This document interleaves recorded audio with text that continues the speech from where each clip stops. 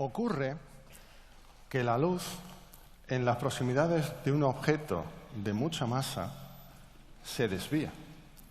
Y entonces podemos obtener imágenes de objetos que en condiciones normales no podríamos ver y que vemos en una posición aparente diferente, como veis aquí en el gráfico.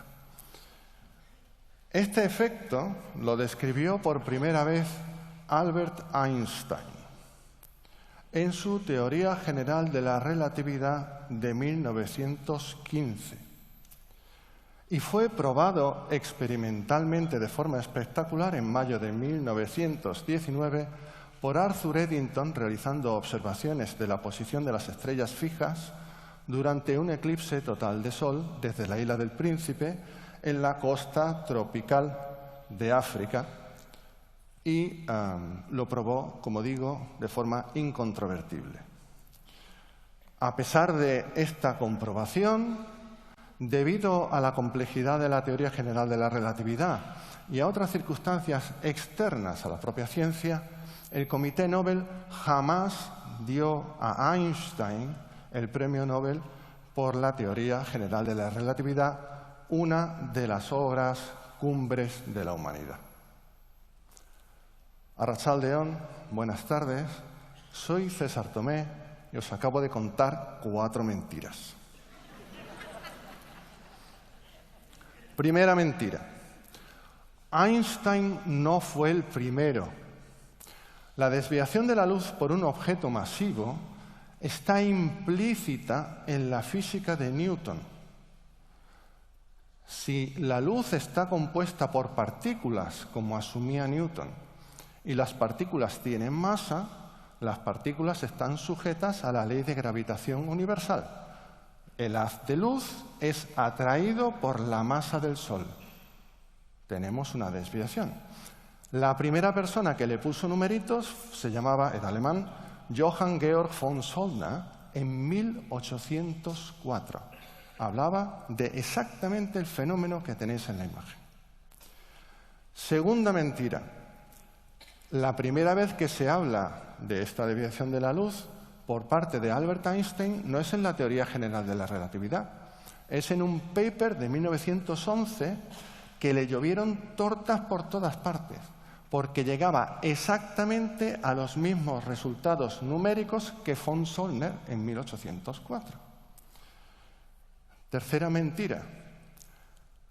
La prueba definitiva, estadísticamente robusta, de la teoría general de la relatividad, observando las posiciones aparentes de objetos de posición conocida, no se tuvo hasta 1973, midiendo posiciones de cuásares usando radiotelescopios. Arthur Eddington probó nada.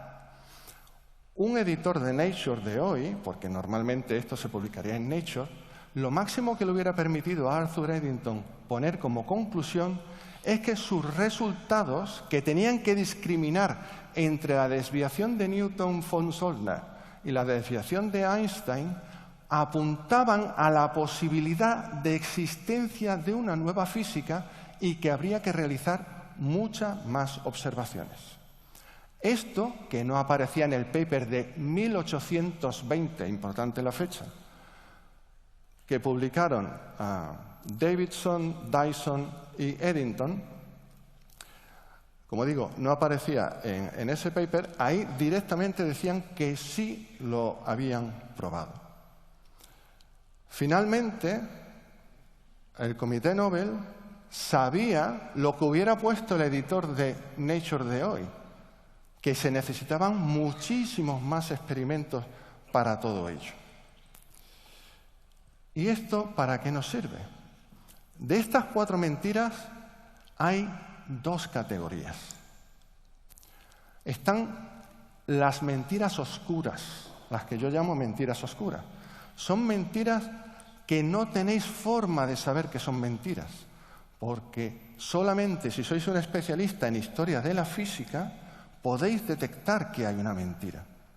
Cualquier persona que se sube a un escenario y os dice cosas, vosotros asumís que os está diciendo la verdad. Y es posible que no, en muchos casos sin intención, pero es posible que no. Pero, como digo, no hay forma de saberlo. Pero lo grave y lo importante, en lo que quiero llamar la atención, es en las otras dos, que son las que llamo mentiras detectables. Que alguien diga, y en este escenario se ha dicho en más de una ocasión a lo largo de los años, que un experimento prueba nada, falta la verdad. Vamos a dejarlo así.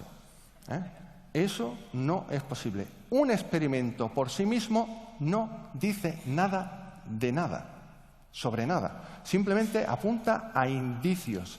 Ese experimento ha de ser reproducido.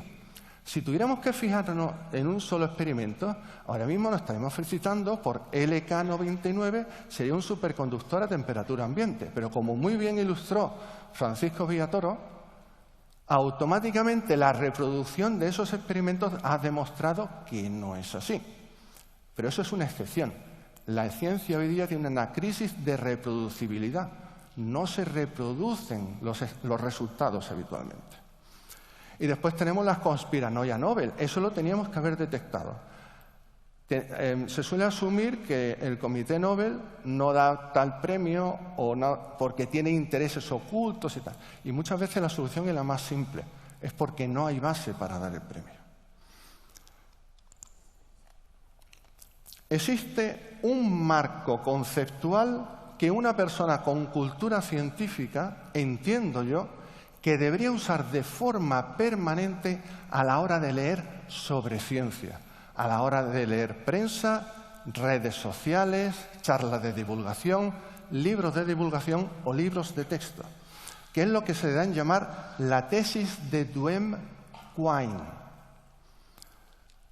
Esta tesis se resume en 3 puntos básicos, que veréis que son muy sencillos, a todos nos va a sonar como muy normal, pero la disonancia cognitiva hace que tendamos a la historia fácil, a la historia Disney. La primera parte, las hipótesis se testan en grupos. Cuando yo hago un experimento, hago una observación, estoy asumiendo un montón de hipótesis. El experimentador, el equipo de experimentación, asume un montón de cosas. Algunas sabe que las está asumiendo y otras ni siquiera es consciente que las está asumiendo.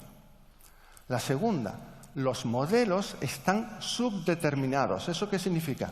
Que un conjunto de puntos de un experimento puede probar una cosa, la otra o su contraria. Los datos por sí mismos no respaldan ningún modelo concreto. Y de las 2 anteriores se deduce la tercera, que es el único mensaje que tenéis que recordar de esta charla si vais a recordar algo. No existen experimentos cruciales. No existe ningún experimento que diga hasta aquí era de una forma, desde aquí era otra. Nota al pie. Solamente un experimento refutador en algún caso muy concreto podría ser considerado experimento crucial. Pero como norma general, el 99,999% de los experimentos no son cruciales. Está muy bien creer en esa cosa, ese cuento infantil para niños menores de 7 años que se llama el método científico, que no existe, y ser positivista y creer en los cuentos de Disney, pero son mucho más interesante ser pospositivista, ser consciente de los sesgos, de cómo funciona realmente la ciencia, que implica que hay gente que hace trampa, que hay cosas que pueden salir mal, que hay cables que no se terminan de conectar y nos dan resultados raros, que hay multitud de variables, imaginaos sociología, psicología, medicina, biología celular, hay multitud de cosas que pueden estar influyendo. Pero en cualquier caso, como decía, si tenéis que recordar algo, por favor, que sea esto. Cuando leáis prensa, un estudio dice, ja, ja, ja, ja. Si queréis saber más, ahí tenéis información gratis, no es un libro. Muchas gracias.